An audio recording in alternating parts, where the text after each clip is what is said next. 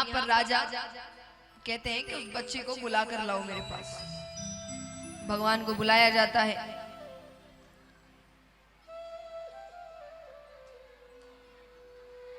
राजा ने कहा बताओ क्या मांगना चाहते हो, आज तो मन करता है अपना सब कुछ लुटा दो।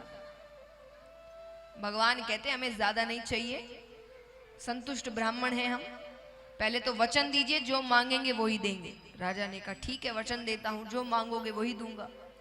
बोले मुझे 3 पग भूमि चाहिए। क्या चाहिए? राजा हंसने लगे। राजा कहते पहले खुद छोटे से आप, छोटे छोटे पैर आपके, 3 पग भूमि में कितना मिल जाएगा?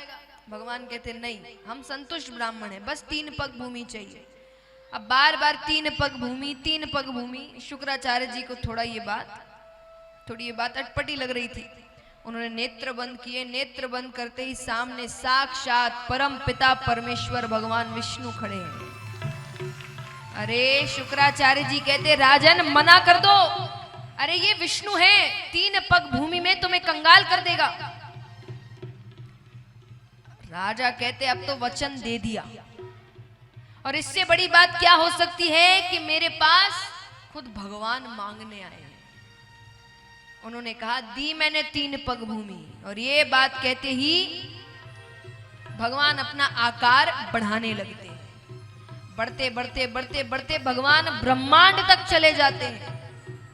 अब भगवान अपना पहला पैर रखते हैं, पूरी धरती नाप लेते हैं। दूसरा पैर रखते हैं, पूरा ब्रह्मांड नाप लेते हैं। भगवान ने 2 पैरों में सब कुछ ले लिया। अब भगवान कहते तीसरा पैर कहां रखूं? तब बलि ने कहा एक बात बताइए, दान बड़ा कि दानी बड़ा? बताओ कौन बड़ा? दान बड़ा कि दानी बड़ा? दानी बड़ा। राजा ने कहा दानी बड़ा। भगवान कहते हैं कि दानी बड़ा। तो राजा ने कहा तब तीसरा पैर मुझ पर रखिए। तो भगवान ने अपना तीसरा पैर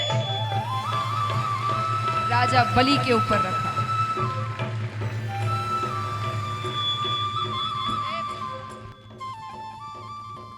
प्रकार भगवान वामन अवतार ग्रहण करते हैं।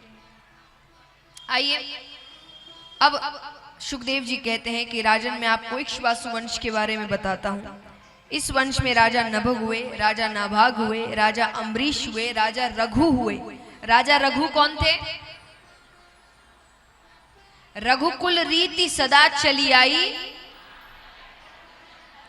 प्राण जाए पर वचन न जाए। वो राजा रघु हुए थे। इसी वंश में दशरथ नामक राजा हुए। 3 रानियां पर एक भी संतान नहीं। तो यज्ञ करवाया गया, यज्ञ में से खीर निकलती है। तीनों रानियों को उनके हिस्से की खीर दी गई। कैकेयी माता ने अपनी खीर खिड़की पे रख दी, ये सोचकर बाद में खा लूंगी। खिड़की पर एक पक्षी आता है, वो उस पात्र को लेकर उड़ जाता है। अब यहाँ पर सुमित्रा माता, कौशल्या माता ने अपनी थोड़ी थोड़ी खीर कैकेयी माता को भी दे दी। अब वो पक्षी आकाश मार्ग से उड़कर जा रहा है। उड़ने के लिए कभी ऐसे हो, कभी ऐसे हो, कभी ऐसे हो। एक पहाड़ के ऊपर से वो उड़कर जा रहा था। उसी पहाड़ पर अंजनी माता तपस्या कर रही थी। तो जैसे ही अंजनी माता के आसपास वो आता है, वो थोड़ा टेढ़ा हुआ, उसमें से खीर गिरती है। वो खीर अंजनी माता के मुख में जाती है, जिससे फल स्वरूप उनको हनुमान जी महाराज होते हैं।